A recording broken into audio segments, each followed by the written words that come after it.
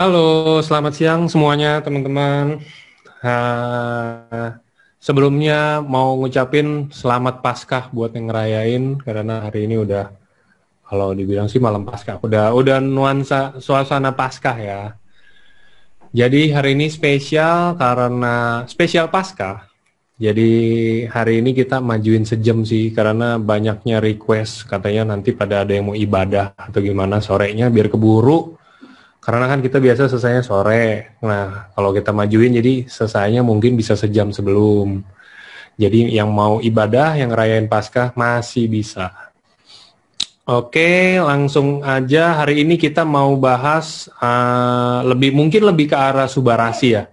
Jadi hari ini kita udah kedatangan Dokter Buana bakal bahas tentang gula darah. Jadi selama pandemi, gula darah selama pandemi. Jadi maksudnya selama kita pandemi kan kita pasti di rumah aja, nggak jarang kemana-mana. Nah dari situ biasanya bahkan saya mungkin kalau saya di rumah aja tuh makannya udah nggak karuan dah, semuanya dimakan pasti.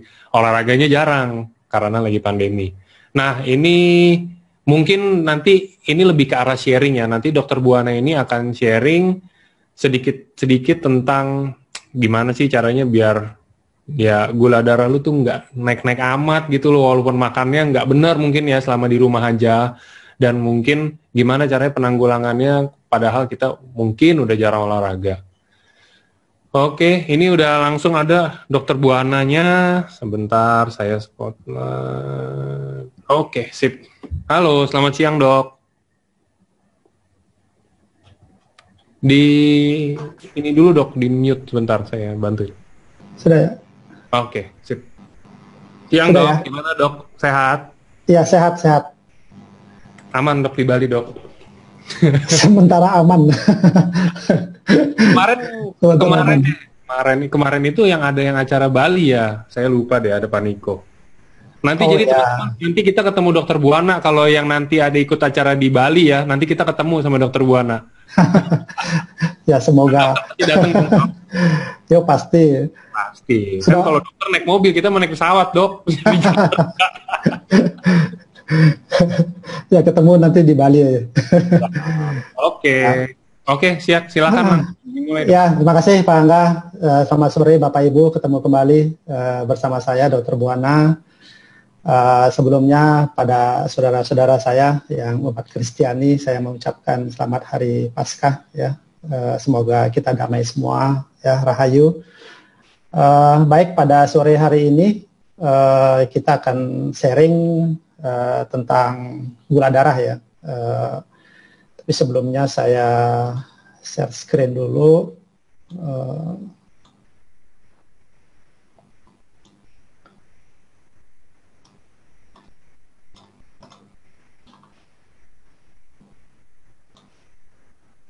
ya, udah kelihatan ya?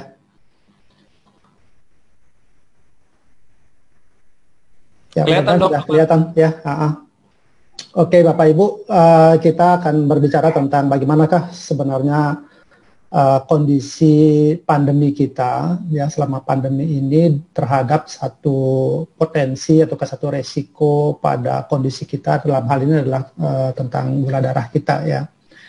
Karena seperti yang kita ketahui ya, jadi ada beberapa masalah yang kita hadapi dalam masa COVID ini ya. Yang pertama, kita banyak diminta untuk berdiam di rumah ya, atau kalau kita bekerja selama ini di kantor, kita disuruh untuk bekerja di rumah.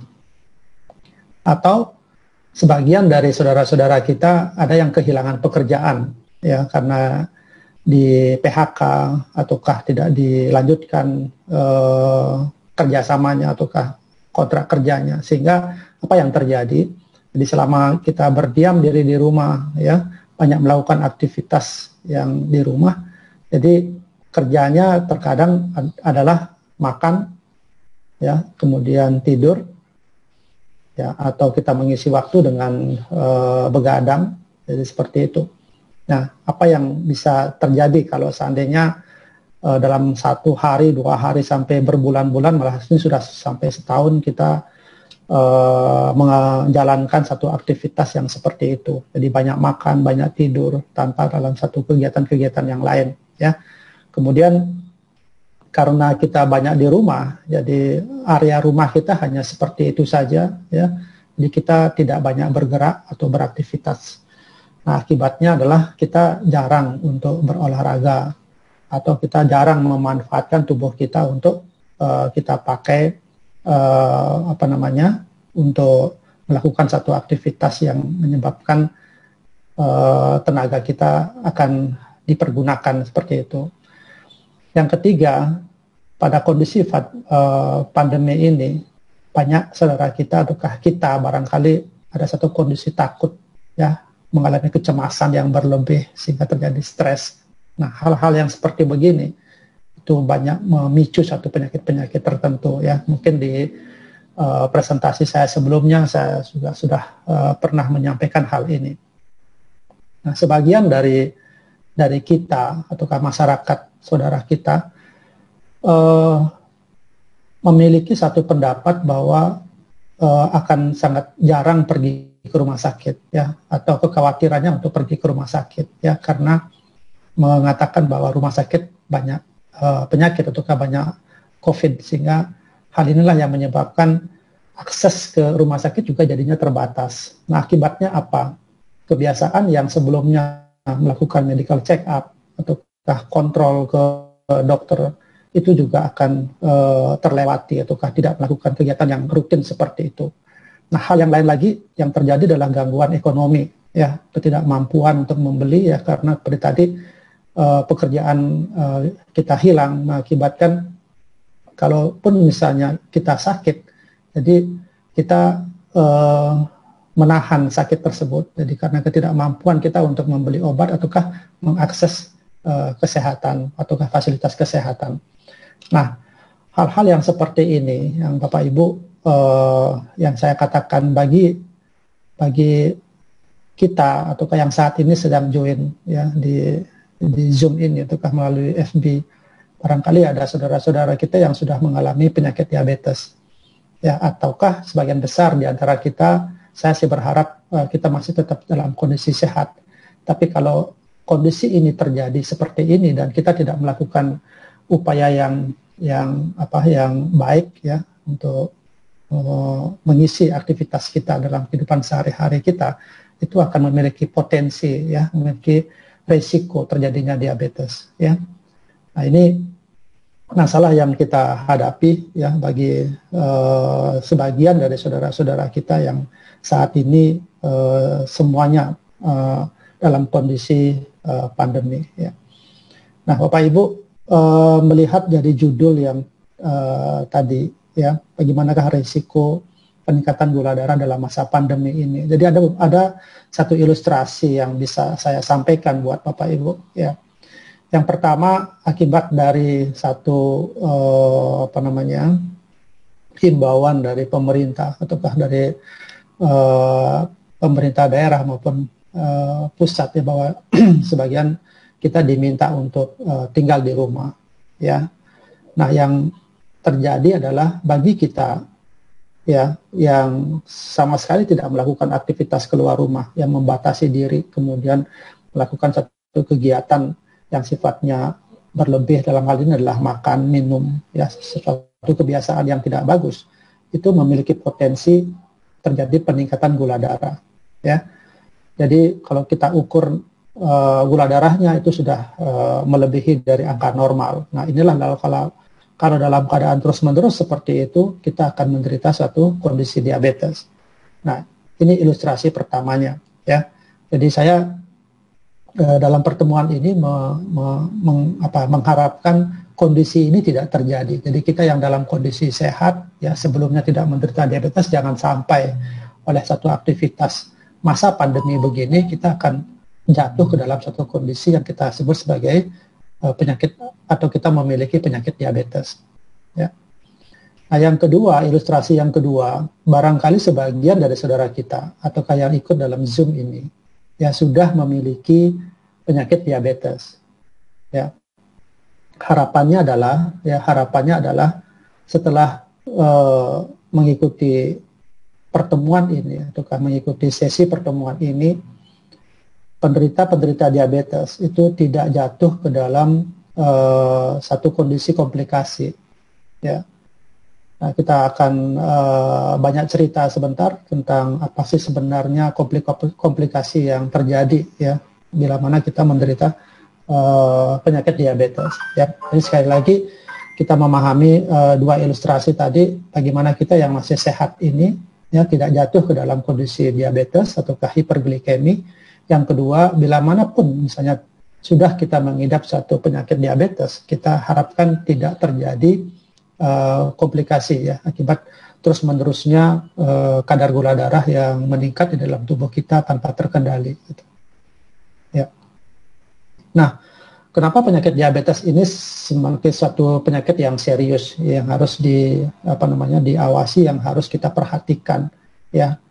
Kita tahu bahwa penyakit diabetes ini semakin tahun semakin meningkat jumlahnya. Ya, malah WHO sendiri memprediksi di tahun 2030 ada sekitar 21,3 juta masyarakat Indonesia yang diprediksi menyandang diabetes mellitus. Kita sekarang dalam umur-umur yang mengikuti barangkali dalam Zoom ini adalah mungkin umur 30 tahun ke atas. Ya, artinya apa? Di 10 tahun kemudian di usia kita ada yang berumur 40 tahun, ada berumur 50 tahun, 60 tahun. Itu menjadi bagian ya dari 21,3 juta nanti. Bila mana kita sampai saat ini kita masih belum mampu untuk memberikan yang terbaik bagi tubuh kita ya.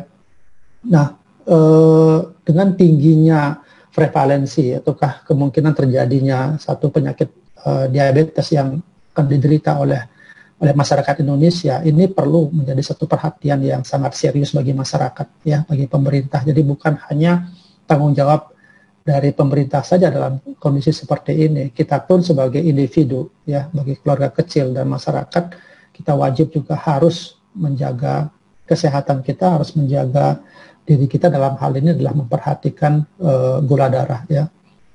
Nah, malah oleh IDF ya, kita di tahun 2013 itu memegang peringkat nomor 7 dunia ya. Itu satu kondisi yang tentunya tidak mengenakan ya, tidak baik bagi keberlangsungan negara kita. Bayangkan kalau seandainya negara kita banyak yang menderita diabetes, tentu kualitas hidup dari masyarakat yang ada di Indonesia itu pasti akan tidak bagus ya. Nah, di samping memang pemerintah Indonesia di masa-masa sebelumnya ya, bahwa masalah ini sudah dihadapi oleh pemerintah ya. Yang pertama adalah penyakit diabetes ini memang sangat berpengaruh pada kualitas sumber daya ya, seperti tadi saya sampaikan, dan ini berdampak pada biaya kesehatan ya. Bayangkan kalau seandainya saat ini banyak masyarakat kita yang menderita diabetes, kemudian dengan komplikasi-komplikasi yang ada ya, mereka mengakses pelayanan kesehatan dengan biaya yang tinggi ya, di mana pasien diabetes tentunya merupakan salah satu penyakit kronis yang harus melakukan check up ya setiap minggu, setiap bulan ya. Bahkan kalau yang sudah mengalami fase komplikasi itu sudah menjalani yang namanya fase gagal ginjal, harus dia di hemodialisa dan lain sebagainya. Tentu itu akan mengakibatkan pembiayaan yang tinggi ya. Kemudian yang kedua adalah masalah penyakit diabetes secara umum belum terlalu banyak untuk melakukan akses ke pusat layanan kesehatan ya, termasuk mungkin juga obat-obatan yang tidak memadai ya, di samping juga petugas kesehatan yang belum cukup adekuat ya untuk melakukan penanganan terhadap kasus-kasus seperti ini. Nah, dalam hal ini adalah supaya promotif, kuratif dan rehabilitatif ya. Nah, jadi itu mungkin masalah-masalah yang dihadapi dulu ya sampai sekarang ya, apalagi sekarang ini kita dalam masa pandemi ya, tentu ada masalah yang lain yang bisa kita hadapi. Nah, Bapak Ibu, mungkin kita sharing saja tentang penyakit diabetes ya. Yang kita kenal sekarang ini adalah diabetes tipe 2 ya. Diabetes tipe 2 itu memang diabetes yang didapat ya didapat itu artinya dalam kehidupan kita baru penyakit tersebut muncul. Itu artinya diabetes tipe 2. Kalau tipe 1 kan itu diabetes tipe bawaan. Jadi untuk diabetes tipe 2 ini yang selalu kita dengarkan atau kita baca bahwa penyebabnya itu adalah resistensi insulin ya, dan kegagalan dari sel beta pankreas. Itu yang menjadi faktor utama ataukah kerusakan sentral ya, yang dikatakan sebagai pencetusnya. Nah, belakangan ini bahwa kegagalan dari sel beta pankreas itu yang memproduksi insulin itulah yang paling dini dan lebih berat yang diperkirakan dari perkiraan sebelumnya. Nah, akan tetapi Bapak Ibu, bukan hanya sel beta pankreas ataukah resistensi insulin ini yang menjadi patogenesis ya, menjadi penyebab terjadinya diabetes. Jadi ada sebenarnya yang kalau kita baca lebih dalam lagi ada 8 faktor ataukah 8 organ yang ikut juga menjadi penyumbang penyebab dari diabetes ini ya. Nah, kalau kita mau saya jelaskan dari satu persatu. Yang pertama tentu adalah kegagalan dari beta pankreas ya. Jadi pada saat kita didiagnosa sebagai diabetes tipe 2, itu yang sudah pasti terjadi adalah bahwa sel beta pankreas itu sudah sangat berkurang ya. Akibatnya apa? Bahwa produksi dari insulin itu pasti akan lebih sedikit atau sama sekali tidak diproduksi oleh pankreas. Nah, kita ketahui bahwa insulin memegang peranan penting ya dalam metabolisme dari glukosa. Nah, yang kedua pada organ liver ataukah hati ya. Nah, pada penderita diabetes tipe 2 ini terjadi satu resistensi insulin yang berat ya, dan mengakibatkan gluconeogenesis. Nah, gluconeogenesis inilah proses pembentukan glikogen menjadi glukosa. Ya, jadi dengan adanya diabetes tipe 2 ini yang mengakibatkan memang terjadinya satu resistensi insulin, mengakibatkan bahwa insulin ini tidak banyak bekerja ya, yang terjadi ya, sehingga proses perubahan glukosa menjadi glikogen juga menjadi terhambat dan malah terjadi gluconeogenesis ya. Yang ketiga adalah dari peranan dari otot. Pada penderita diabetes tipe 2 ini ada gangguan kinerja insulin yang multiple ya, yang terjadi pada intramyoseluler artinya. Jadi kembali lagi bahwa glikogen itu tersimpan di dalam tubuh itu pada liver dan otot yang dipakai sebagai sumber energi kita ya. Nah, kalau ini terjadi bahwa terjadi karena gangguan kinerja dari insulin atau resistensi insulin, maka proses pemecahan glikogen menjadi glukosa itu akan terjadi sangat tinggi sekali, sehingga terjadi kadar glukosa yang tinggi juga di dalam tubuh. Yang ketiga adalah pada sel lemak ya. Kalau sel lemak ini yang kita sebut sebagai lipolisis ya. Nah, insulin itu sebagai anti lipolisis. Jadi kalau seandainya insulin tidak banyak keluar, itu mengakibatkan bahwa lipolisis itu akan tinggi sekali terjadi ya. Nah, lipolisis inilah yang juga akan mengakibatkan yang disebut sebagai FFA ya, free fatty acid, ini yang mengakibatkan terganggunya sekresi insulin. Nah, itu 4 organ ya, dan satu lagi yang 4 organ yang lain adalah gangguan pada usus ya. Nah, kita tahu kalau makanan yang kita makan itu kan melalui satu pencernaan di usus. Jadi kita tahu bahwa makanan yang kita makan, atau karbohidrat yang kita makan itu mengandung glukosa. Nah, kalau glukosa ini kan akan memicu pengeluaran dari insulin yang lebih besar ketimbang glukosa yang diberikan melalui intravena. Nah, ini kalau pada penderita diabetes tipe 2 itu didapatkan defisiensi GLP-1 dan penurunan GAP, di mana ini sangat berperanan dalam apa yang kita disebut sebagai infektor ya. Nah, itu sangat mengakibatkan glukosa itu akan akan banyak sekali akan terserap di dalam usus dan itu akan beredar di dalam pembuluh darah. Ya. Yang kedua adalah selanjutnya adalah sel alfa pankreas. Sel alfa pankreas ini akan memproduksi glukagon namanya. Ya. Jadi glukagon inilah yang dalam kondisi puasa dia akan banyak beredar di dalam tubuh dan mengakibatkan terjadi proses pembentukan glukosa. Ya. Jadi sangat sangat berbeda sekali ya. Sel alfa sedikit ataukah rusak, sedangkan sel betanya sedikit ya ataukah mengalami kerusakan, tapi sel alfanya itu mengalami peningkatan ya. Nah, di dalam organ ginjal juga ada satu peningkatan penyerapan dari glukosa ya. Dan yang terakhir adalah di otak, ini mengakibatkan resistensi insulin ya, sehingga merangsang seseorang yang memiliki penyakit diabetes itu juga akan membuat makan yang lebih banyak. Nah, 8 organ yang tadi saya sebutkan inilah yang yang menjadi satu patogenesa ya dari terjadinya satu diabetes mellitus.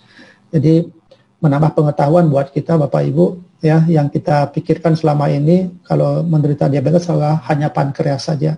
Ya, hanya pankreas saja. Tapi setelah Bapak Ibu mengikuti Zoom ini, kita tahu bahwa ada organ-organ yang lain yang juga berperanan ya untuk terjadinya ataukah memperberat terjadinya penyakit diabetes ini. Ya. Nah, untuk menegakkan diagnosa dari diabetes mellitus itu yang pasti adalah ditegakkan atas dasar pemeriksaan kadar glukosa darah. Ya. Jadi tidak berdasarkan kira-kira, tidak berdasarkan gejala-gejalanya saja ya, tapi yang diagnosa pasti adalah melalui pemeriksaan kadar dari glukosa darah. Nah, pemeriksaan gula darah melalui glukosa darah ini pun juga harus melalui satu pemeriksaan yang baik dan benar ya. Nah, yang dianjurkan itu adalah memakai glukosa secara enzimatik ya, melalui bahan plasma darah vena. Jadi tidak melalui pemeriksaan glukometer ya, yang dengan mengambil glukosa darah kapiler ya. Ini untuk penegakan diagnosa yang paling tepat ya. Jadi kalau seandainya nanti ada hasil-hasil yang berada di atas dari normal, dan itulah yang bisa ditegakkan diagnosa diabetesnya. Nah, tapi kalau Bapak Ibu yang selama ini barangkali ada memiliki alat tes ya yang di rumah yang bisa dikerjakan sendiri yang disebut sebagai glukometer, itu bisa dipakai itu, tetapi pemakaian alat tersebut itu hanya untuk pemantauan hasil pengobatan. Jadi yang selama ini misalnya Bapak Ibu sudah rutin mengkonsumsi obat atau melalui suntikan, jadi pemantauannya itu boleh mempergunakan glukometer ya. Nah, di sebelah kanan itu ada bagaimana kita bisa menegakkan diagnosa dari diabetes mellitus ya.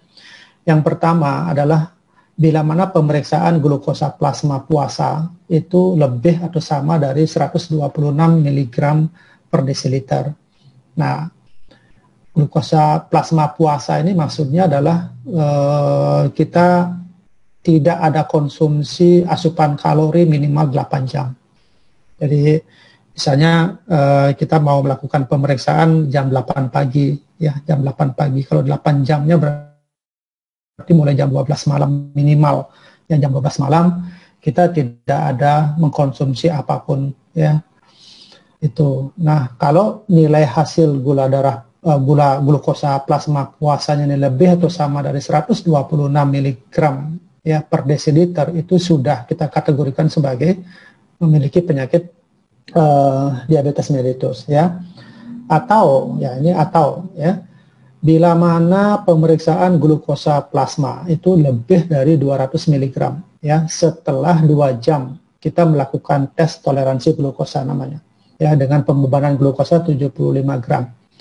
Nah, ini sangat berbeda Bapak Ibu ya. Kalau tadi dinyatakan gula plasma yang puasa, kalau yang sekarang ini bila mana ya 2 jam ya, bila mana 2 jam setelah kita meminum glukosa sebanyak 75 gram kemudian kita lakukan pemeriksaan darahnya, dan didapatkan glukosa plasmanya lebih atau sama dari 200 mg per desiliter, itu juga sudah dikategorikan sebagai penyakit diabetes, ya.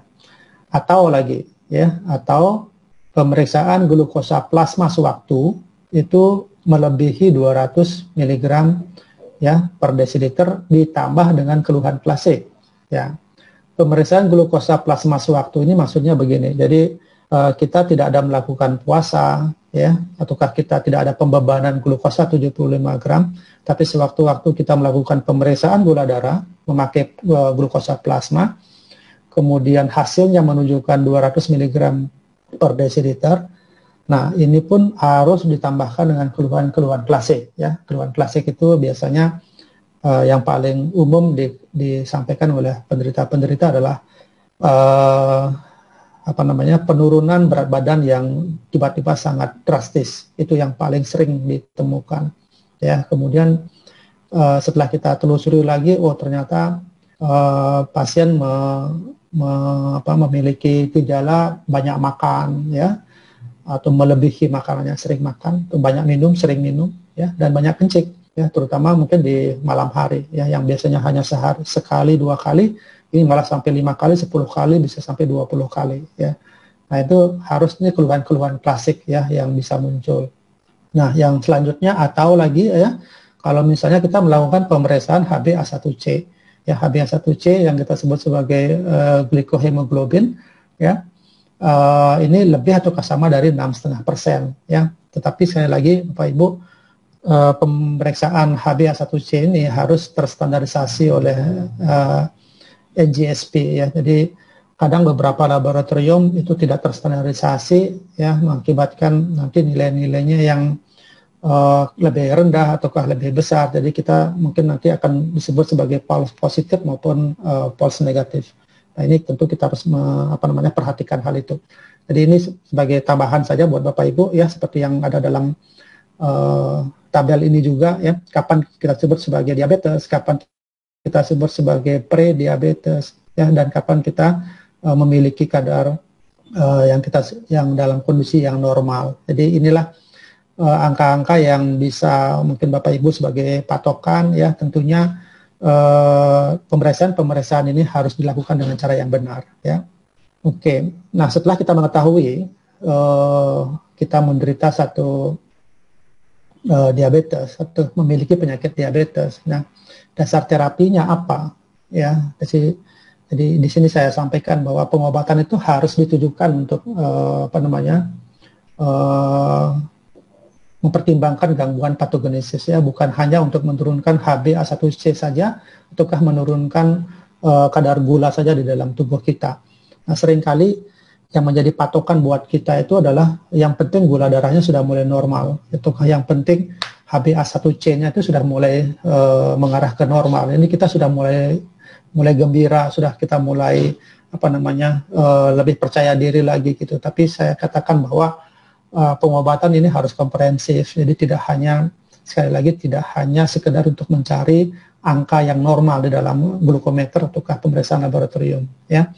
Nah, pengobatan kombinasi itu diperlukan, ya, didasari atas kinerja obat pada gangguan multiple dari patofisiologi DM tipe 2. Jadi pengobatan kombinasi bila mana memang terapi yang dengan single dose atau single obat itu memang perlu dibutuhkan, maka tidak bisa untuk menanggulangi kondisi diabetes kita, maka kombinasi juga harus diberikan. Dan satu hal lagi, bahwa pengobatan itu harus dimulai sedini mungkin, ya. Harus kita mulai sedini mungkin untuk mencegah dan memperlambat progresivitas dari kegagalan sel beta, ya, yang sudah terjadi pada pasien-pasien, ya, apalagi dengan gangguan toleransi glukosa. Nah, ini dasar terapi dari diabetes yang saya sampaikan, ya. Nah, bagaimana penata laksanaan, ya? Bagaimana penata laksanaan? Baik Bapak Ibu, yang saya sampaikan ini adalah bagi Bapak Ibu yang memiliki sakit diabetes saat ini, ya, ataukah memiliki saudara, orang tua dan lain sebagainya, ya. ini sangat penting untuk disimak, ini sangat penting untuk dicatat, barangkali nanti bisa mengedukasi keluarga kita, ya, mengedukasi orang lain. Yang pertama adalah tujuannya adalah jangka pendek, ya. Tujuan jangka pendek ini adalah menghilangkan keluhan dari diabetes tadi, ya. Yang tadi saya bilang ada gejala khasnya itu, yang pertama banyak makan, banyak minum, banyak kencing, kemudian terjadi penurunan berat badan yang demikian drastis. Nah, itu yang harus kita hilangkan dulu, ya. Sebab kalau gejala-gejala yang seperti itu masih tetap banyak ada, itu juga membuat seseorang menjadi stres, ya, masih menjadi terganggu emosionalnya, ya. Kemudian memperbaiki kualitas hidup dan mencegah risiko komplikasi akut. Nah, ini tujuan jangka pendek, ya. Kenapa saya tadi di dasar terapinya bahwa sedini mungkin, ya, pengobatan itu harus dilakukan. Yang kedua adalah tujuan jangka panjang. Ya, tujuan jangka panjang ini adalah untuk mencegah dan menghambat progresivitas penyulit dari mikroangiopati maupun makroangiopati. Nah, mikroangiopati ini kerusakan pada sel-sel darah yang kecil, ya, sedangkan makroangiopati ini kerusakan atau gangguan pada pembuluh darah yang besar. Nah, ini tujuan jangka panjang, ya. Sedangkan tujuan akhir dari pengelolaan diabetes ini adalah menurunnya morbiditas dan mortalitas dari diabetes. Morbiditas ini adalah angka kesakitan dan mortalitas ini adalah angka kematian. Jadi sekali lagi ada 3 tujuan, ya, penata laksanaan diabetes mellitus, ya. Tujuan jangka pendeknya adalah menghilangkan keluhan dari diabetesnya, memperbaiki kualitas hidupnya, ya, dan mencegah risiko komplikasi akut. Sedangkan tujuan jangka panjangnya itulah mencegah komplikasi mikroangiopati maupun makroangiopati. Sedangkan tujuan akhirnya adalah memperbaiki ataukah menurunkan morbiditas dan mortalitas.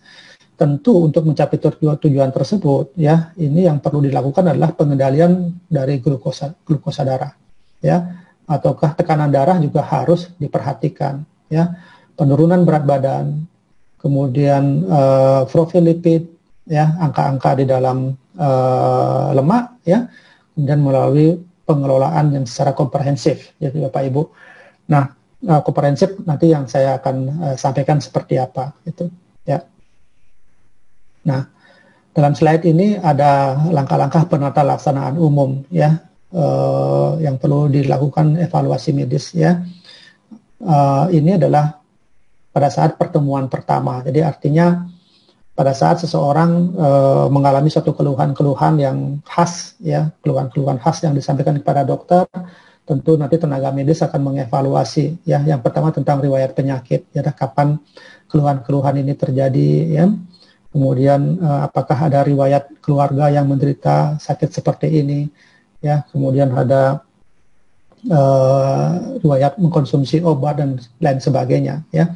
Kemudian ada dilakukan pemeriksaan fisik, ya, tentu ada tekanan darahnya berapa, ya, berat badannya berapa, tinggi badannya berapa, ya. Kemudian evaluasi laboratorium, ya, apakah melakukan pengukuran kadar gula darah puasa maupun 2 jam, ya, serta pengukuran kadar HbA1c. Nah, selanjutnya dilakukan penapisan dari komplikasi. Jadi kalau seandainya, kenapa kadang dokter atau tenaga medis melakukan pemeriksaan laboratorium yang banyak pada pertemuan pertama pasien ke dokter, karena pada dokter itu ingin menapiskan komplikasi, apakah ada sudah terjadi komplikasi ataukah tidak. Nah, komplikasi ini bisa kita lihat melalui pemeriksaan darah, di mana masing-masing item pemeriksaan tersebut menunjukkan detail dari organ-organ yang bisa terjadi komplikasi, ya. Seperti contoh misalnya kolesterol, ya, HDL, LDL, kemudian tes fungsi hati, tes fungsi ginjal, kreatinin, serum kreatinin, ya, kemudian estimasi dari glomerulus filtration rate, ya, kemudian tes urin melalui pemeriksaan albumin dan sebagainya, ya. Jadi pemeriksaan ini juga akan dilakukan, ya. Kemudian ada satu langkah-langkah penata laksanaan khusus, ya. Langkah-langkah penata laksanaan khusus ini dilakukan melalui satu penerapan, dimulai dengan penerapan pola hidup sehat, ya. Jadi terapi nutrisi medis dan aktivitas fisik ini akan dilakukan bersamaan dengan intervensi farmakologi, ya, dengan menggunakan obat baik secara oral maupun secara suntikan. Jadi ini sudah mengarah ke apa namanya, ke diagnosa, dan diagnosanya ini mulai dilakukan suatu terapinya, ya. Kemudian apakah obat anti hiperglikemi oral itu dapat diberikan baik secara tunggal maupun secara kombinasi, ya. Kemudian hal-hal lain adalah bila mana kondisi-kondisi terjadi satu kasus emergensi, ya, misalnya terjadi hiperglikemi yang demikian tinggi, ya, sehingga terjadi satu ketoasidosis misalnya, ya, dan stres yang berat badan yang terjadi penurunan yang sangat drastis. Nah, kondisi-kondisi ini harus pasien tersebut dirujuk ke rumah sakit, ya. Yang kemudian kita juga harus memberikan pengetahuan tentang pemantauan dari tanda-tanda hipoglikemi. Ya, maaf. Hipoglikemi, Bapak Ibu, akan lebih sangat berbahaya, ya, ketimbang hiperglikemi. Ya, ini kondisi yang bisa mengakibatkan koma hipoglikemi namanya, ya. Walaupun ada disebut sebagai koma hiperglikemi. Nah, koma hipoglikemi ini itulah sangat lebih berbahaya, mengakibatkan bisa terjadi satu proses kematian, ya. Nah, makanya seringkali pada penderita diabetes, saran-saran yang bisa diberikan kepada penderita adalah mencantumkan dirinya sebagai seorang penderita diabetes. Jadi kadang kalau saya di pengalaman praktek pribadi, ya, kalau saya suruh pasiennya menuliskan dalam satu kertas begitu, saya penderita diabetes, ya. Artinya apa, Bapak Ibu? Di saat satu kondisi tiba-tiba pasien ini terjatuh, ya, tidak sadarkan diri, kemudian ditemukan oleh seseorang, dibawa ke rumah sakit, diperiksa dompetnya, kemudian dilihat bahwa dirinya adalah menderita kencing manis, maka akan segera dilakukan terapi yang tepat oleh dokter, dan nyawa dari penderita tersebut itu bisa dipertahankan gitu. Ya, jadi hipoglikemi ini satu kondisi yang sangat serius, ya. Nah, ini slide mungkin bukan hanya untuk penyandang diabetes mellitus, tapi buat kita yang masih sehat, ya, artinya tidak menderita diabetes, tapi ini perlu juga kita ketahui, ya, terutama memang perilaku hidup sehat bagi penyandang diabetes itu harus mengikuti, yang pertama adalah mengikuti pola makan sehat, ya. Pola makan sehat yang dimaksud ini adalah tentu sudah harus berkonsultasi dengan ahli gizi ataukah dokter gizi klinik, ya, untuk mendapatkan apa sih jenis makanan yang harus ataukah boleh dikonsumsi, mana yang tidak boleh, berapa banyak yang dikonsumsi, berapa kali kita harus mengkonsumsi makanan tersebut dalam sehari, dan lain sebagainya. Ya, ini yang harus diikuti, ya, pola makannya. Yang kedua adalah meningkatkan kegiatan jasmani dan latihan jasmani yang teratur, ya. Nah, tadi dalam kondisi kita pandemi, ya, kegiatan jasmani dan latihan jasmani ini mungkin tidak bisa terlaksana, ya, mungkin ataukah karena kita merasa malas, jadi kegiatan tersebut tidak kita laksanakan. Tapi menurut saya bahwa inilah yang memang harus kita lakukan, ya. Jadi bukan karena kita berdiam diri di rumah maka kegiatan ini kita tidak lakukan. Yang ketiga adalah bahwa obat-obatan untuk terapi DM dan obat-obatan lain itu harus secara teratur dan rutin memang harus diminum. Nah, ini yang seringkali terjadi, ya, Bapak Ibu. Mungkin saya sedikit selipkan lagi, apalagi kita saat ini bersama-sama sedang mengkonsumsi makanan kesehatan, ya. Jadi ada satu kepercayaan diri yang luar biasa mungkin dari sebagian Bapak Ibu, bahwa dengan sudah kita mengkonsumsi makanan kesehatan kita, maka obat-obatan kita bisa lepas sendiri, ya. Kita tidak usah kita minum dan sebagainya. Saya tidak pernah memberikan anjuran yang seperti itu, ya, bahwa obat yang dikonsumsi selama ini, obat diabetes apalagi, ya, baik itu obat maupun suntikan, itu dilakukan harus tetap diminum secara rutin dan teratur, ya. Jangan melepas obat sendiri, ya, tanpa melalui satu instruksi dari dokter, ya. Yang ketiga adalah melakukan yang keempat adalah melakukan pemantauan glukosa darah mandiri. Ya, tentu pemeriksaan gula darah mandiri melalui alat yang disebut sebagai glukotest itu juga kita harus lakukan ya untuk menilai keberhasilannya. Yang selanjutnya adalah melakukan perawatan kaki secara berkala. Ya, kenapa hal ini harus dilakukan? Ya, seperti tadi saya sampaikan, organ kaki ini merupakan satu komplikasi yang bisa terjadi ya sebagai neuropati maupun mikroangiopati ya yang kita sebut sebagai diabetic foot gitu ya. Jadi ada luka di daerah kaki itu ya akibat dari penderita diabetes ya. Kemudian memiliki kemampuan dan menghadapi keadaan darurat yang sangat tepat ya. Jadi kita harus mengenali kondisi-kondisi darurat kita ya, apakah hiperglikemi maupun hipoglikemi.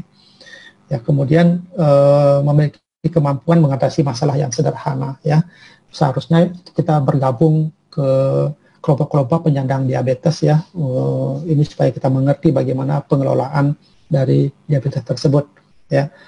Kemudian mampu memanfaatkan fasilitas pelayanan kesehatan yang ada. Nah, ini Bapak Ibu anjuran-anjuran yang bisa Bapak Ibu sampaikan ya kepada keluarga kita, masyarakat di sekeliling kita yang sudah menderita penyandang ataukah mengidap diabetes mellitus, ataukah buat diri kita sendiri yang sedang menderita diabetes mellitus ya. Nah, tadi saya sampaikan ada satu terapi komprehensif yang saya bilang ya.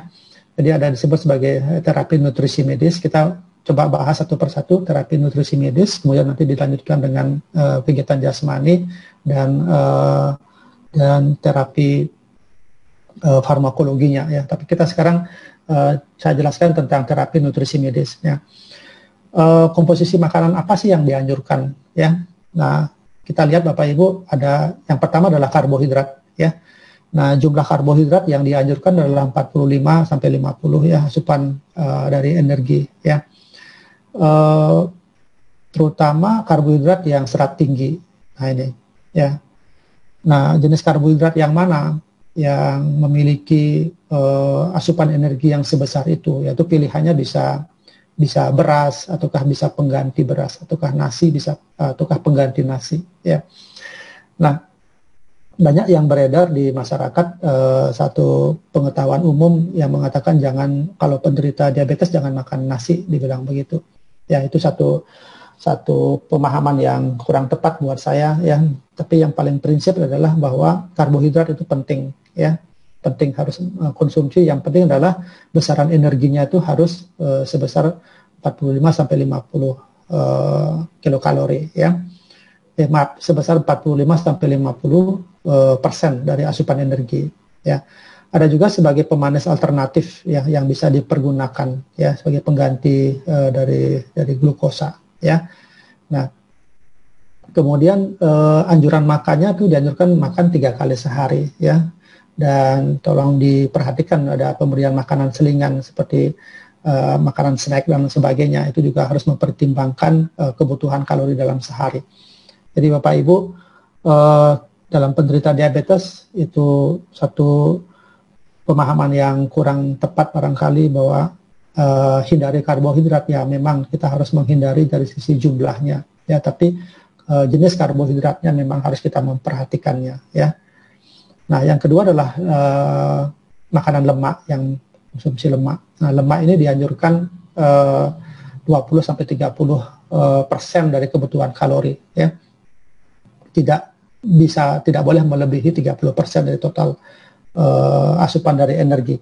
Nah, malah konsumsi dari kolesterol juga itu dianjurkan, memang tidak boleh melebihi dari 200 mg. Lemak ini memang menjadi satu satu makanan yang memberikan asupan kalori yang sangat tinggi ya. Jadi makanya jumlahnya pun juga memang harus dikendalikan. Gitu. Nah, yang ketiga adalah protein. Ya, protein ini kebutuhannya adalah 10-20% total energi. Ya. Nah, yang menjadi perhatian adalah bagaimana kalau seandainya ada pasien yang sudah mengalami hemodialisa akibat dari kencing manis ini. Nah, memang dari beberapa tenaga dokter ya, dokter penyakit dalam atau ahli ginjal gitu ya, konsultan ginjal, hipertensi memang sangat mewanti-wanti buat pasiennya ya, jangan banyak mengkonsumsi protein ya, jangan banyak mengkonsumsi protein. Nah, ini yang seringkali kita menjadi memiliki waham yang berlebihan terhadap protein. Di sini saya jelaskan bahwa asupan protein itu pada penderita diabetes yang sudah menjalani hemodialisa itu malah bisa lebih tinggi ya, asupan proteinnya 1 sampai 1,5 1 sampai 1,2 ya 1,2 gram per kilogram berat badan per hari ya. Nah, ini tentu bagi kita yang saat ini sedang mengkonsumsi makanan kesehatan, coba kita lihat berapa sih berat dari Subarasi misalnya ya. Apakah itu sampai berlebihan sekalikah kita mengkonsumsi Subarasi dalam setiap hari. Nah, sedangkan dari terapi yang diberikan nutrisi ini dari perhimpunan PABDI juga mengatakan bahwa asupan protein itu bisa lebih tinggi dari yang yang pasien-pasien yang mengalami yang mengalami diabetes tanpa nefropati ya, itu bisa dari 1 sampai 1,2 gram per kilogram berat badan ya. Nah, sedangkan yang makanan yang berserat ini juga sangat dianjurkan sekali ya, terutama dari kacang-kacangan ya, buah dan sayuran yang sebagai sumber dari karbohidrat tinggi serat ya. Ini juga harus kita konsumsi. Nah, Bapak Ibu, seringkali juga pada penderita diabetes itu masalah pemanis ya, pemanis alternatif ya. Kalau pemanis alternatif ini kita bisa kategorikan menjadi 2 ya, pemanis alternatif yang berkalori dan pemanis yang tidak berkalori. Ya, memang yang kita inginkan adalah pasien-pasien yang seperti ini harusnya lebih banyak, kalaupun misalnya memang membutuhkan pemanis, itu seharusnya lebih pada pemakaian pemanis yang tidak berkalori ya. Nah, ini banyak sekali jenis-jenisnya, bisa Bapak Ibu nanti bisa pilih-pilih yang mana saja yang termasuk yang pemanis alternatif yang tidak berkalori ya. Kalaupun misalnya harus mengkonsumsi pemanis yang berkalori, tentunya yang jumlahnya tidak terlalu banyak gitu ya. Nah, tadi sudah ada nutrisi medis. Yang kedua adalah kegiatan jasmani ya, latihan jasmani. Ya, latihan jasmani ini merupakan salah satu pilar dalam pengelolaan diabetes tipe 2 ya, apabila tidak disertai adanya nefropati. Nah, kegiatan jasmani ini tidak hanya berupa kegiatan sehari-hari di rumah ya, tetapi ada satu kegiatan-kegiatan yang dapat untuk istilahnya mempergunakan energi cadangan di dalam liver maupun di dalam otot kita. Sebab dengan adanya pemakaian energi tersebut, itulah yang akan bisa mengurangi glukosa di dalam tubuh kita. Nah, tapi tentu kita juga harus memperhatikan kapan kita memulai kegiatan jasmani dan kapan kita memang tidak. Ya, dalam kegiatan di saat kita melakukan kegiatan, misalnya kita mau bersepeda santai ataukah melakukan jogging, ya sebaiknya memang kita harus mengukur dulu kadar gula darah kita ya. Bila mana kadar gula darah misalnya kurang dari 100, maka ini kita harus makan dulu istilahnya ya, kita harus mengkonsumsi karbohidrat. Tapi kalau misalnya gula darah kita melebihi 250, maka sebaiknya sih latihan jasmani ini kita tunda. Artinya gula darah kita harus dalam kondisi yang di antara 100 sampai 200, itulah baru boleh kegiatan jasmani ini kita lakukan. Nah, latihan jasmani yang seperti apa? Ya, seperti mempergunakan kegiatan yang sifatnya aerobik ya, dengan target bahwa denyut jantungnya itu yang terpakai adalah 50-70% yang secara maksimal. Ya, 50-70% denyut jantung secara maksimal. Ini contohnya adalah jalan cepat, ya, bersepeda santai, jogging, dan berenang. Nah, jadi ini kegiatan-kegiatan yang bisa Bapak Ibu lakukan, ya. Nah, terapi komprehensif yang selanjutnya adalah mempergunakan terapi farmakologi, ya. Jadi terapi farmakologi ini merupakan terapi yang dikombinasi, jadi pada saat pengaturan makan dan latihan jasmani, ya. Terapi farmakologinya ini bisa mempergunakan obat anti hiperglikemi oral, ya, ataukah mempergunakan obat anti hiperglikemi secara suntikan. Nah, kapan harus hanya mempergunakan obat oral, ya, tablet dan sebagainya, kapan harus dilakukan penyuntikan. Nah, ini dokter yang bisa untuk memberikan satu terapi, ya, bagi pasien-pasien, ya. Nah, ada juga yang kadang kita berupaya untuk tetap menjaga kadar gula darah kita melalui satu informasi yang kita dapat baik melalui teman ataukah media, yang pada dasarnya adalah sama-sama menginginkan kadar gula darah itu tetap dalam kondisi yang terkontrol. Ya, misalnya kita mengkonsumsi suatu produk-produk makanan kesehatan, ya. Tapi yang saya katakan bahwa produk makanan kesehatan ini pun juga kita harus selektif, ya. Kita harus mengetahui secara pasti, ya, produknya seperti apa, ya. Kalau bisa lagi kita lebih mendalam lagi apakah produk tersebut memang aman ataukah tidak buat tubuh kita, ya, sudah melalui satu proses research, memiliki paten ataukah tidak, ya. Nah, hal-hal ini menjadi bahan pertimbangan, ya, sebab banyak sekali ada satu informasi yang kita dapat, ya, seseorang yang bermaksud ingin menjaga kesehatan tetapi malah terjadi gangguan pada ginjal, gangguan pada hati, ya. Nah, apalagi di saat kita sedang menderita diabetes, jangan-jangan nanti komplikasi bisa terjadi lebih cepat apabila kita mengkonsumsi produk makanan kesehatan yang tidak benar, ya. Nah, saat ini kan ya. Nah, Bapak Ibu, kita tadi sudah saya jelaskan, ya, bagaimana perkembangan dari satu penyakit diabetes mellitus, ya. Jadi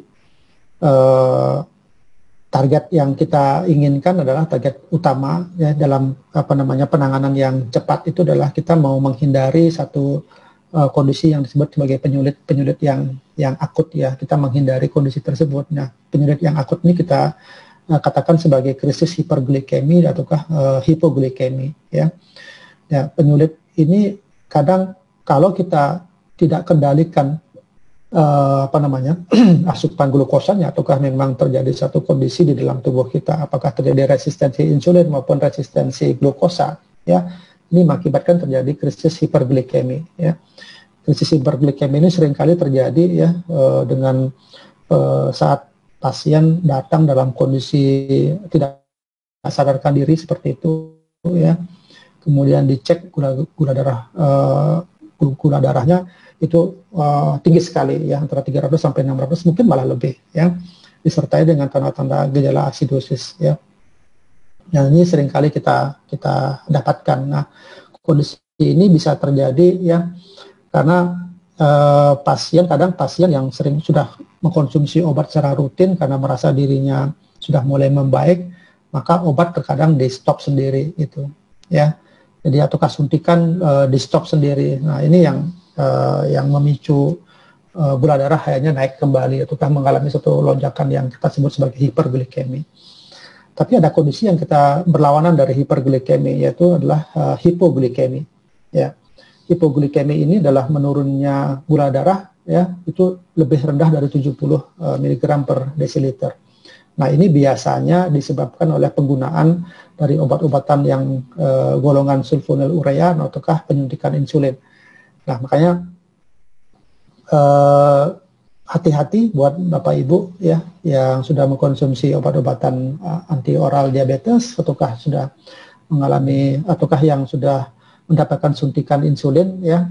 Nah, dan saat ini misalnya Bapak Ibu juga sudah mengkonsumsi produk makanan kesehatan, misalnya SOP yang kita kenal ya, itu kalau saya sih menyarankannya melakukan pengetesan gula darah sewaktu yang lebih sering ya, sebab bisa saja nanti akibat dari penggabungan pemberian obat anti diabetik oral atau suntikan dengan SOP 100 maupun SOP Subarasi ini, itu bisa mengakibatkan penurunan gula darah yang demikian cepat ya, makanya ini tolong diperhatikan gitu ya. Nah, ini penyulit secara akut ya. Ada penyulit diabetes yang secara menahun ya. Secara menahun ini kita kenal sebagai makroangiopati ya. Makroangiopati ini biasanya terjadi pada pembuluh-pembuluh darah yang besar ya. Pembuluh darah jantung, misalnya terjadi penyakit jantung koroner ya, pembuluh darah tepi, misalnya pada satu kondisi yang disebut sebagai claudicatio intermittent. Jadi rasa nyeri yang yang berkepanjangan di daerah perifer kita, di daerah kaki biasanya ya. Ini kalau kita pakai jalan baru terasa sakit, kalau istirahat akan berkurang itu. Kemudian ada satu kondisi yang sebagai ulkus iskemik ya, pada kaki ya, ini seringkali ditemukan sebagai diabetic foot namanya ya. Kalau pada otak itu bisa terjadi stroke iskemik maupun stroke hemoragik. Nah, ini yang harus juga dipahami oleh Bapak Ibu ya. Jadi kalau kita menderita diabetes yang sudah menahun ya, kalaupun misalnya saat ini kondisi gula darah kita adalah masih dalam kondisi yang bagus, ya itu memang kita harapkan. Tapi jangan lupa Bapak Ibu bahwa proses komplikasi dari penyakit diabetes itu sudah mulai pada saat gula darah ini sudah mulai tinggi pada peredaran aliran darah kita. Jadi kita harus memperhatikan itu. Jadi makanya dalam satu pemeriksaan ke dokter atau ke rumah sakit itu tidak jarang dokter melakukan suatu pemeriksaan untuk melihat apakah sudah terjadi komplikasi pada organ-organ yang lain ataukah tidak ya. Makanya saya menganjurkan ya seminimal 1 tahun sekali Bapak Ibu yang menderita penyakit diabetes ini harus melakukan medical check up ya, untuk mengetahui organ-organ vital kita sudah masih dalam kondisi bagus ataukah sudah mengalami komplikasi gitu ya.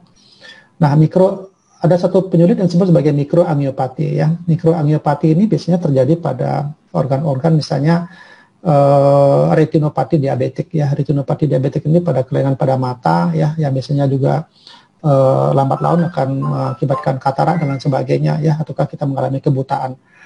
Yang selanjutnya adalah nefropati diabetik ya. Nefropati diabetik ini tentu juga akan mengakibatkan satu gagal ginjal kronik ya, kalau misalnya ini tidak bisa ditangani dengan baik ya, mengakibatkan pasien memang harus menjalani hemodialisa akibatnya itu ya. Nah, selanjutnya adalah disebut sebagai neuropati ya. Pada neuropati perifer ini biasanya terjadi hilangnya sensasi ya, pada daerah kaki ya, atau pada daerah tangan, seringkali rasa semutan ya, atau tiba-tiba terjadi luka pada kaki ya. Kita tidak merasakan pada saat kita berjalan ke halaman rumah maupun keluar rumah, kaki tertusuk oleh benda tajam seperti ada jarum ataukah paku seperti itu ya, sampai karena tidak terasa sama sekali ya, terjadi neuropati. Jadi kita menganggap kaki kita tetap dalam keadaan sehat, setelah 2-3 hari kemudian terjadi pembengkakan oleh karena terjadi infeksi. Ya, ini menandakan bahwa sudah terjadi neuropati.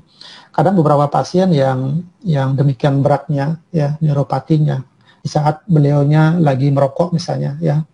Kadangkala api rokok itu sampai bisa membakar jari-jarinya, itu pun juga tidak dirasakan sebagai rasa sakit ya, karena sudah terjadi kematian pada sel-sel sarafnya. Ya, ini kondisi yang kita sebut sebagai mikroangiopati ya. Nah, Bapak Ibu, sekarang ini kan kita berada dalam kondisi yang sama ya. Kita sedang mengkonsumsi SOP Subarasi atau SOP 100 yang sebelumnya ya. Kita mengenal bahwa ini produk memang memiliki satu paten ya, dalam hal ini adalah regenerasi sel ya, di mana ini adalah kandungan-kandungannya ya dari Subarasi ini sebagai marine placenta, kemudian sarden peptide dan fruit flow vegan peptide, di samping dengan kandungan-kandungan yang lain. Ya, jadi dengan komposisi yang demikian lengkap ini memang SOP Subarasi ini menjadi satu rekomendasi makanan kesehatan buat kita ya. Banyak yang sudah merasakan manfaatnya, dari sebagian dari saudara-saudara kita yang menderita diabetes ya, malah membuat kondisi tubuhnya menjadi lebih baik ya, gula darahnya bisa kembali mendekati normal. Oleh karena apa? Karena di dalam SOP Subarasi ini sudah dilakukan pengujian secara uji klinis ya, di mana SOP Subarasi itu dapat menurunkan kadar gula darah yang cukup signifikan ya. Dari grafik yang ditunjukkan ya, itu dengan pemakaian 1 minggu saja ya, pemakaian 1 minggu saja itu dapat menurunkan rata-rata gula darah ya. Ini data melalui satu uji klinis ya. Demikian juga bahwa Subarasi juga akan membantu memperbaiki toleransi glukosa ya. Kita tahu bahwa toleransi glukosa ini maksudnya adalah kemampuan penyerapan glukosa oleh hepar maupun oleh otot-otot kita. Jadi tidak banyak akan beredar di dalam pembuluh darah. Nah, ini juga akan terjadi perbaikan ya. Dengan kita melakukan satu konsumsi SOP Subarasi yang tepat ya, sesuai dengan dosis kebutuhan dari masing-masing pasien. Ya. Nah, tadi saya sudah menjelaskan tentang banyak hal tentang kondisi-kondisi pasien yang sedang menderita diabetes. Nah, sekarang ini kita akan mencoba untuk bagaimana sebenarnya pencegahan diabetes mellitus tipe 2 ini dalam masa pandemi ya. Nah, pencegahan yang pertama ini namanya sasaran pencegahan primer. Ini yang saya katakan kita yang dalam kondisi yang masih sehat, tidak terdiagnosis sebagai memiliki penyakit diabetes, ini harus kita lakukan ya. Yang pertama adalah pencegahan primer, ini adalah upaya yang ditujukan untuk kelompok yang memiliki faktor risiko ya, yakni mereka yang belum terkena ya, memiliki potensi untuk mendapatkan DM dan kelompok intoleransi glukosa. Nah, jadi barangkali ada sebagian di antara kita ini adalah memiliki faktor risiko. Faktor risiko itu adalah misalnya kita memiliki berat badan yang berlebih ya, kemudian ada riwayat keluarga baik ibu maupun orang tua maupun kakek nenek yang memiliki penyakit diabetes ya. Kita juga memiliki hipertensi ya, dan sebagainya. Itu salah satu kelompok yang memiliki faktor risiko ya. Itu. Nah, ini pencegahan primer ini harus kita harus kita gaungkan ya. Kita harus gaungkan baik buat diri kita sendiri maupun pada lingkungan kita itu, agar agar kita bisa menghindari bisa terjadinya satu proses yang lebih lanjut ya. Kemudian ada program penurunan berat badan ya, ini terutama bagi orang-orang yang memiliki berat badan yang berlebih ya. Itu ada caranya, berapa berat badan ideal kita ya, nanti ada hitung-hitungannya sesuai dengan tinggi badan dan sebagainya. Itu silakan nanti ada caranya ya, berapa seharusnya berat badan ideal kita.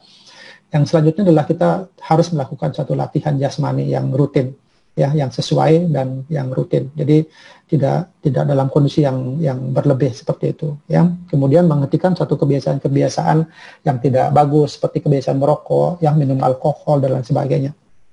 Ya, ini kebiasaan-kebiasaan yang dapat mengganggu ataukah memicu terjadinya diabetes ya.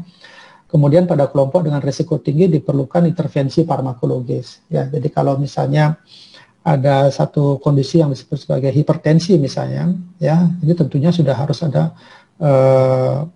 satu intervensi pemakaian obat-obatan untuk menurunkan hipertensinya dan sebagainya gitu ya.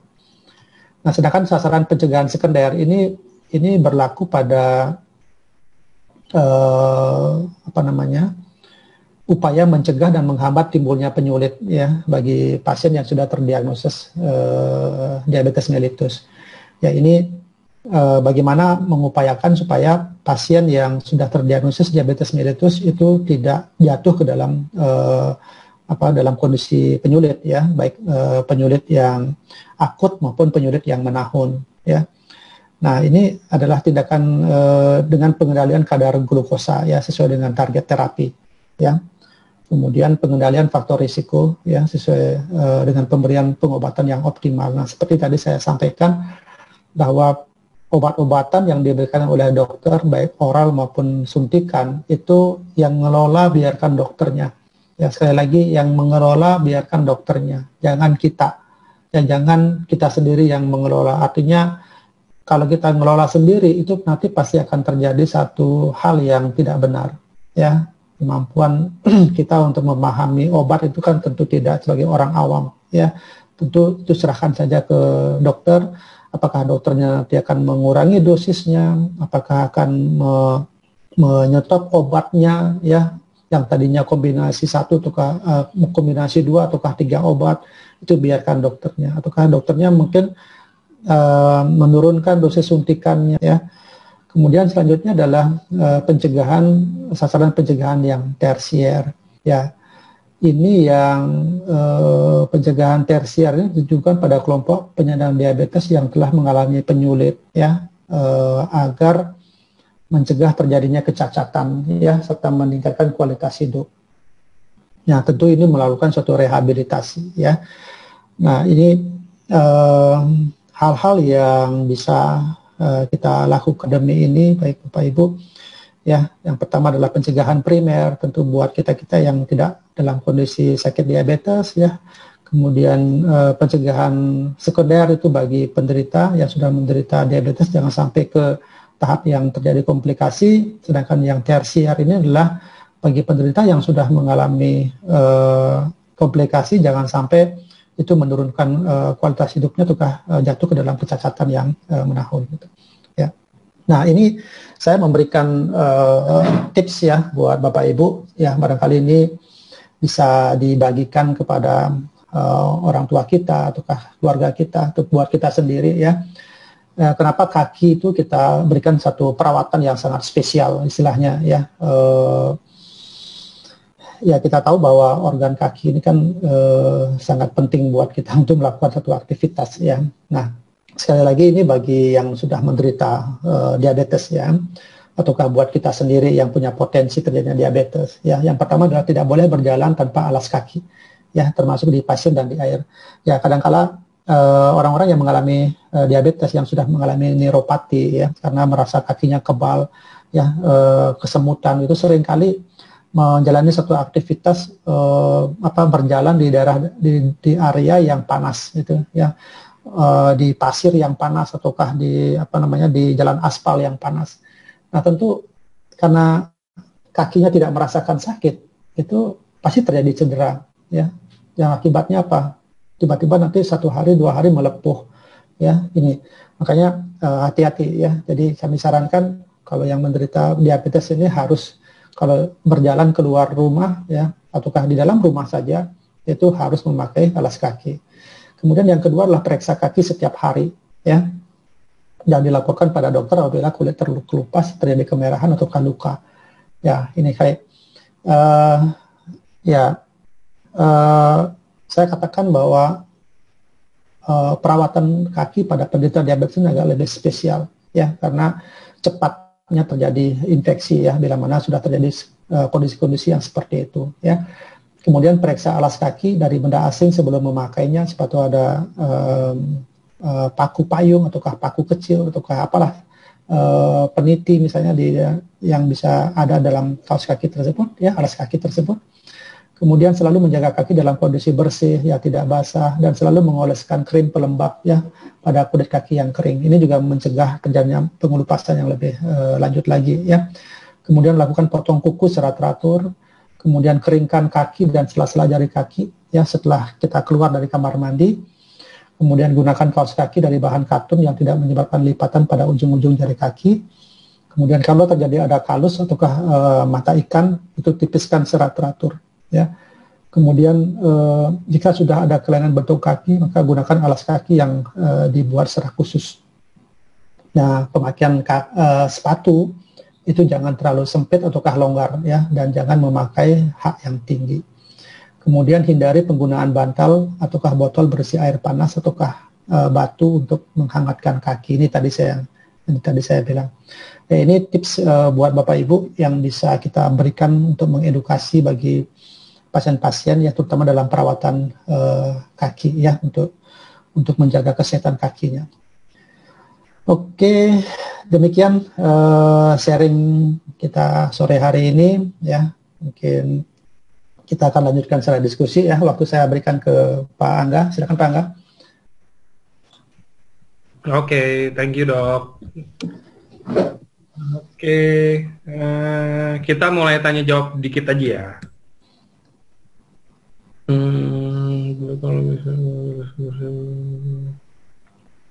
Dok, ada yang nanya nih dok. Dok, kalau misalkan setelah kita konsumsi Subarasi dan Utsukushi, nah kadar gula darahnya itu berangsur turun. Nah, apakah obat dari dokter juga boleh dikurangin atau tetap aja dosisnya dok? Ya, ini yang saya bilang tadi ya. Kalau sudah menemukan kondisi yang seperti itu, segera pergi ke dokter. Ya, segera konsultasi ke dokter. Biarkan dokter yang mengelola obat yang sedang dikonsumsi tersebut. Sampaikan sama dokter bahwa saat ini kita memang sedang mengkonsumsi SUP Subarasi misalnya ataukah Utsukushi dan sebagainya. Sampaikan kepada beliaunya. Nanti biarkan beliaunya yang mengelola itu. Ya. Sementara obat-obatan yang diberikan oleh dokter jangan sampai itu membuat gula darahnya itu terjadi hipoglikemi. Ini yang kita harus hindari ya sebisa mungkin kita harus kontrol sama dokter ya. Oke. Ini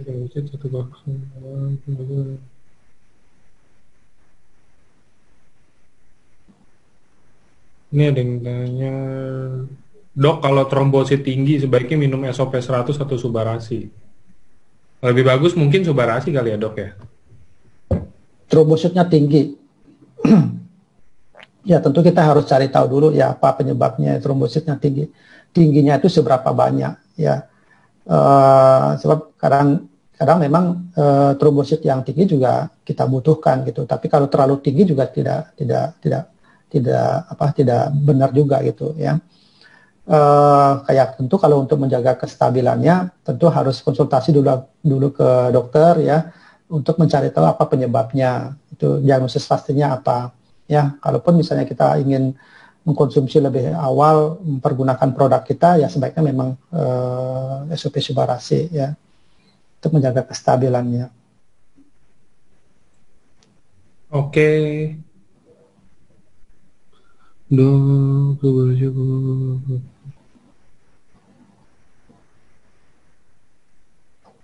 Dok, ini ada yang mau tanya, ini beberapa ada yang nanya sih dok. Dok mau tanya kalau ada yang konsumsi Subarasi sama Utsukushi nih digabung, tapi gula darahnya ini kadar gula darahnya malah naik. Bagaimana cara antisipasinya ya? Apa pola makannya sudah dijaga? Katanya pola makan sudah dijaga. Maksudnya mungkin gini dok. Pola makannya udah dijaga, tapi konsumsi Subarasi sama Utsukushi malah naik gitu mungkin maksudnya. Ya ini berapa hal yang mungkin mengait-ngaitkan bahwa ternyata Utsukushi sama Subarasi ini membuat gula darah saya jadi naik gitu kan. Jadi disalahinnya produk kita gitu ya, produk ini. Ya seperti yang tadi saya sampaikan ya, tentu sebelum kita mengejudge bahwa Subarasi sama Utsukushi yang menyebabkan ya. Kalau saya pastinya bukan itu penyebabnya yang menyebabkan ya, tentu ada faktor-faktor yang lain. Kalau Bapak Ibu tadi cermati dari penjelasan saya ya bahwa faktor yang menyebabkan kenaikan dari gula darah itu kan bukan hanya karena konsumsi karbohidrat yang berlebih ya, konsumsi makanan yang berlebih, tapi ada faktor-faktor yang lain kan yang mempengaruhi itu ya. Kalau gangguan di usus ya, gangguan di hati, kemudian di otot, di ginjal, di otak, itu juga organ-organ yang bisa mempengaruhi kenaikan gula darah itu ya. Jadi bukan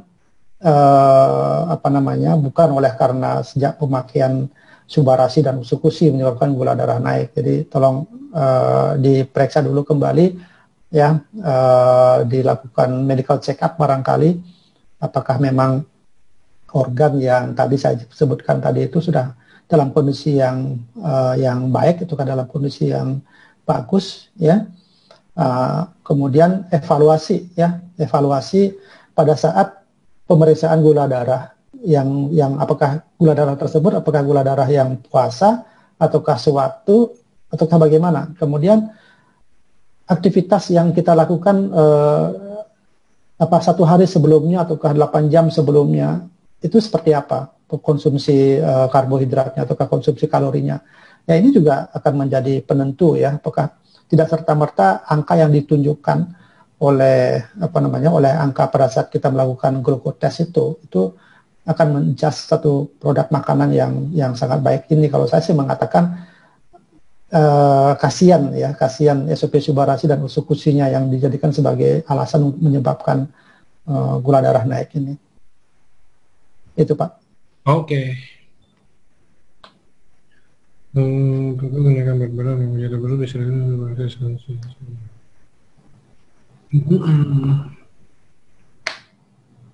Nih, Dok, apakah kenaikan berat badan dan perut buncit bisa dikatakan sebagai suatu tanda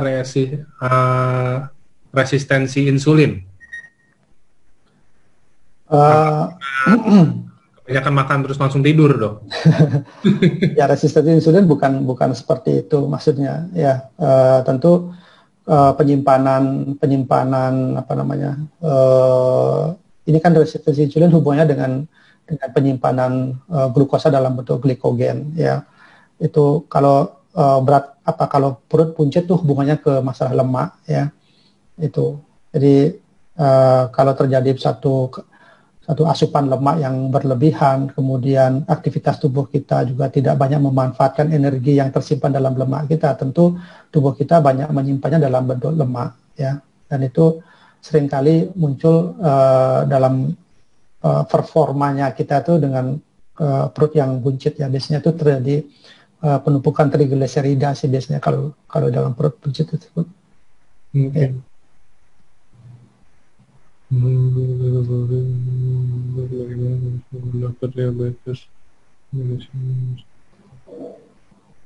Dok, kalau misalkan saya diabetes, apakah saya hanya harus konsumsi subarasi atau SOP atau harus dicampur utsukushi?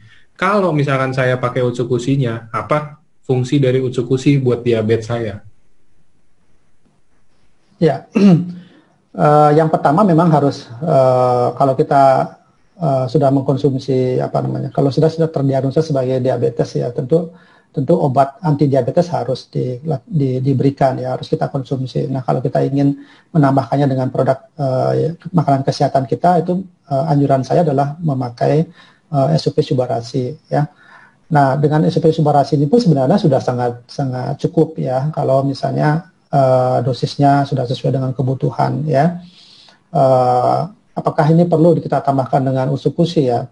Memang peranan usukushi di dalam penurunan gula darah ini juga ada dalam beberapa kandungan-kandungan yang ada ya, kalau kita pelajari lebih dalam lagi ya. Di samping memang paten-paten yang sudah dimiliki itu. Tapi ini kan penjelasannya akan lebih pada pemakaian SOP subarasi yang memang secara langsung memiliki uji klinis terhadap penurunan gula darah ya. Tidak ada salahnya memang juga kita mengkonsumsi usukushi ya, terutama begini Bapak Ibu, kita dalam misalnya terjadi satu kondisi diabetes mellitus, itu kan juga mengalami satu penurunan fungsi dari pembuluh darah ya, penurunan imunitas juga bisa terjadi ya.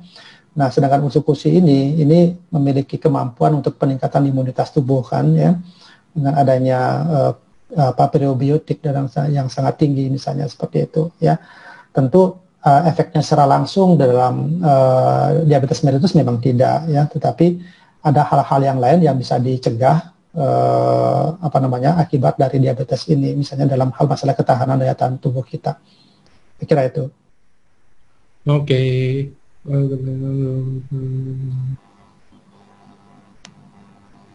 Dok, ini ada yang mau tanya. Saya penderita diabetes mellitus dengan suntikan insulin ukuran 12.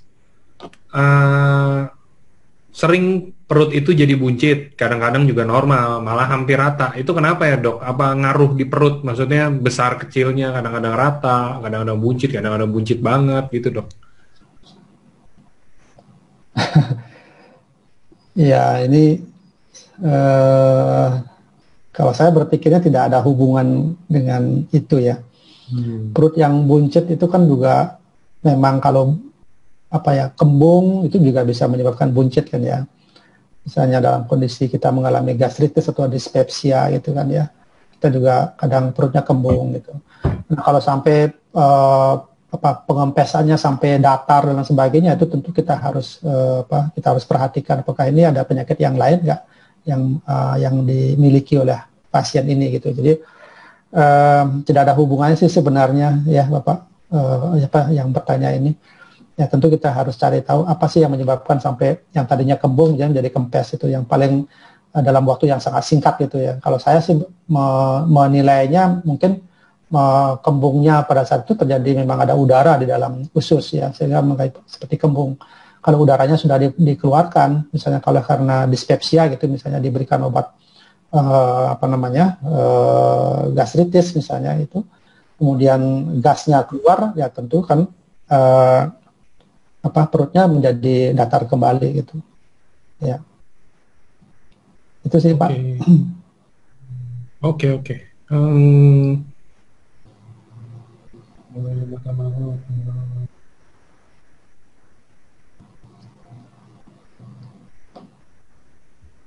Sudah dijawab beberapa pertanyaannya. Ukuran gula darah saya 190 sampai 90, bagaimana dosis? Ya itu mungkin perlu Pak yang tadi punya gula darah sekian, berapa sih minum subarasinya gitu ya. Jadi kita pakai patokan yang umum aja Pak, Bapak Ibu ya. Kalau kita dalam kondisi tidak sakit ya, anjurannya kan 1 saset sehari ya. Tapi kalau kita dalam kondisi sakit ya, itu kan anjurannya minimal kita minumnya 2 saset sehari. Apakah bisa pagi 1, sore 1 ya, pagi 1, siang 1 ya, silakan aja, itu minimal ya. Boleh Bapak tingkatkan, Bapak Ibu tingkatkan ya sesuai dengan kebutuhan, sesuai dengan hasil yang sudah didapatkan ya. Jadi memang masing-masing orang berbeda-beda ya, memiliki efektivitas dari produk ini. Ada yang punya sakit diabetes yang baru diderita, kemudian mengkonsumsi subarasi ya, kemudian dalam jangka waktu 1 minggu itu sudah mulai normal kembali gula darahnya ya, walaupun minumnya hanya setengah saset misalnya ya. Tapi ada penderita yang lain yang sudah 2 saset, 3 saset, itu dalam jangka waktu 2-3 bulan baru mulai sedikit-sedikit mulai turun gula darahnya. Itu menurut saya itu masing-masing orang memang memiliki sensitivitas yang berbeda-beda ya. Kemudian kondisi tubuh kita memang berbeda-beda. Ya, tapi kami yakin bahwa ini juga akan sangat membantu kesehatan umum buat Bapak Ibu ya. Bagi yang menderita diabetes tentunya ini juga sangat membantu untuk penurunan gula darahnya itu ya, asal dikonsumsi secara rutin dan sesuai dengan dosisnya. Oke, saudara saya menderita kontrol GDP, GDS sudah stabil. Kebanyakan produk AOC ini kan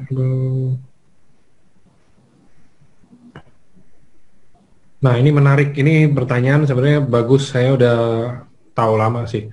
Dok, kalau misalkan kita ada konsumsi subarasi atau utsukushi, contoh let's say kita bilang sehari 2 subarasi dan sehari 3 subarasi dan 3 utsukushi, itu kita perlu ngebanyakin minum air putih nggak dok? Apa normalnya kayak gimana? Banyak air putih maksudnya biar apa? Biar lancar gitu. Ya maksudnya kayak mungkin kan kalau yang kita lihat dari di mulutnya dong kan seret tuh dok. Kalau kita minumnya yang ini loh, minumnya yang nggak pakai air, yang bukan dicampur air kan, itu jelas. Nah di dalamnya lagi itu untuk subarasi dan utsukushi menyerap menyerap itu apa perlu dibantu air atau emang kayak gimana? Soalnya kan kayaknya kalau misalkan yang Subarasi ini, setahu saya kalau yang Subarasi ini kenapa dianjurkannya di bawah lidah karena kan biar nyerap ya dok ya. Sedangkan kalau Ya, yang Utsukushi sebenarnya sih juga harus sih nyerap juga di bawah lidah. Coba atau nggak mungkin ada tanggapan dari dokter nggak gimana? ya ini eh, apa namanya masalah konsumsinya mau di bawah lidah atau di atas lidah atau kita minum dengan air itu kan sesuai dengan kenyamanan saja ya sebenarnya ya, kenyamanan dari pasien ya, kenyamanan dari kita yang meminum ya. Terus terang saja kalau saya Pak Angga, kalau saya nggak suka ditabur di bawah lidah atau di atas lidah gitu ya. Saya lebih sukanya dicampur sama air, praktis habis itu langsung minum selesai gitu ya. Nah, apakah kita akan menambahkan air? Nah, ini sesuai dengan kebutuhan air kita dalam sehari kan itu minimal 1,5 sampai 2 liter kan kebutuhan air kita untuk sehari-hari. Nah, kalau misalnya pun kita saat ini kita menambahkan air tambahan lagi, tentunya ya air itu secara normalnya kalau berlebih di dalam tubuh kan nanti dikeluarkan lewat kencing ataukah lewat feses ataukah lewat keringat kan seperti itu. Ya, ini tidak harus berlebihan lah kita melakukan satu kebiasaan-kebiasaan baru ya, nanti pada akibatnya menjadi tidak baik gitu ya. Saya kira kerjakan lakukan yang normal ya. Kalau memang kebutuhan kita selama ini memang kurang minum air ya tambahkan sesuai dengan kebutuhan kita yang seperti yang normal itu ya. Oke. Seperti itu Pak. Ya. Oke. Bisa menjawab ya Pak ya. Ada lagi yang masih ini. Soalnya beberapa ada yang tanya, saya kalau habis konsumsi Subarasi atau Utsukushi, minum airnya harus banyak, kalau enggak sariawan, ada yang bilang misalkan. Itu kalau kita bilang minumnya di emut ya, maksudnya ditaruh di bawah. Terus ada yang bilang kalau banyak minum itu lehernya kering, ya iyalah, kan minumnya bubuk. Ya. Iya, macam-macam ya. Jadi udah konsumsi Subarasi sama Utsukushi nih, misalkan jam 8 pagi, udah nggak minum sampai jam 12 siang, sampai makan siang tuh dia nggak minum lagi, ya iyalah kering lah. Ya. Oke, ini kita masuk beberapa pertanyaan terakhir aja ya dok ya. Ya.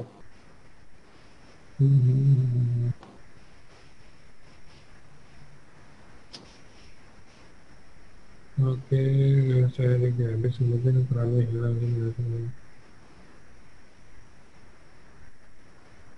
Nih, kita cari pertanyaannya.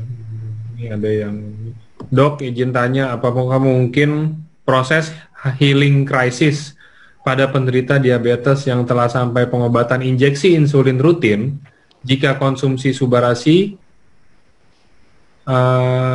bagaimana solusinya? Saya nggak ngerti nih pertanyaan. Sabar ya dok, ini saya bacain. Mohon izin bertanya dokter, apakah ada kemungkinan proses healing crisis pada penderita diabetes yang telah pengobatan injeksi insulin rutin jika mengkonsumsi Subarasi dan bagaimana solusinya? Cara konsumsinya bagaimana? Apakah siang dan malam, pagi, siang, malam, dan apakah perlu ditambah Utsukushi? Ya ini healing krisisnya nggak tahu Pak maksudnya apa ya. Ya mungkin begini, pasien dengan sudah menjalani suntikan yang demikian lama itu juga pasti mengalami satu emosional, pribadi, psikologi yang seperti hilang harapan seperti itu ya. Jadi sudah apa namanya istilahnya ya sudah tinggal menunggu waktu gitu. Mungkin seperti itu maksudnya. Nah ini yang kita mau hilangkan kesan-kesan seperti itu. Apakah bisa diperbaiki dengan minum SOP Subarasi gitu maksudnya ya. Bapak Ibu, sesuai dengan uji klinis yang ada, memang kalau kita sampaikan saya ulang lagi bahwa kemampuan dari SOP Subarasi ini kan memang dapat menurunkan penurunan gula darah, dapat meningkatkan mengaktifkan dari penyerapan gula ataukah mengurangi resistensi glukosa ya. Nah, kemampuan ini kan tentunya akan sangat baik apabila dibarengi dengan satu aktivitas-aktivitas yang lain yang tadi yang kalau Bapak Ibu dengarkan penjelasan saya tadi ya, tentu kita jangan terlalu apa istilahnya mengandalkan satu produk dengan konsumsi SPP Subarasi maka ini semuanya akan kelar gitu ya. Jadi kan tidak seperti itu ya, tentu terapi nutrisi ya, kegiatan jasmani, kemudian farmakologinya yang saat ini misalnya memakai suntikan itu pun juga harus kita lakukan secara berlanjut ya. Tentu nanti harapannya kalau dengan penggunaan SPP Subarasi ini sesuai dengan teratur dan dosisnya tepat, harapannya kan gula darahnya sudah mulai mengarah ke yang lebih turun, untuk mencapai ke arah yang normal. Tentunya nanti penggunaan dari insulin atau suntikan ini kan dikelola dengan baik oleh dokter. Ya, ini satu, kalau itu terjadi, wah itu sudah satu satu mukjizat atau boleh dibilang seperti itu ya. Satu kesyukuran yang luar biasa yang bisa kita nikmati, yang tadinya pasien mengalami satu kecemasan yang berlebih ataukah kepasrahan yang teramat sangat begitu, tapi dengan adanya dikenalkan dengan SPP Subarasi ini, itu ada satu harapan yang bisa memperbaiki ya masa hidupnya ataukah kualitas hidupnya. Apakah perlu diberikan tambahkan dengan eksekusi ya, sepanjang pasien memang membutuhkan itu nggak ada salahnya ya. Tapi kalau memang perlu kita harus memperhatikan kemampuan ekonomi pasien juga ya. Kalau misalnya kemampuannya hanya bisa untuk membeli Subarasi, yang mana harus dipilih ya. Tentu kita harus mengutamakan yang Subarasi ketimbang yang eksekusi. Ya, mengenai berapa dosisnya kita sesuaikan dengan kebutuhan pasien ya. Kalau saya katakan dosis kita mulai dari yang kecil dulu ya, misalnya sehari 1 saset begitu. Yang lambat laun kita bisa naikkan dosisnya. Itu penjelasannya Pak Angga. Oke.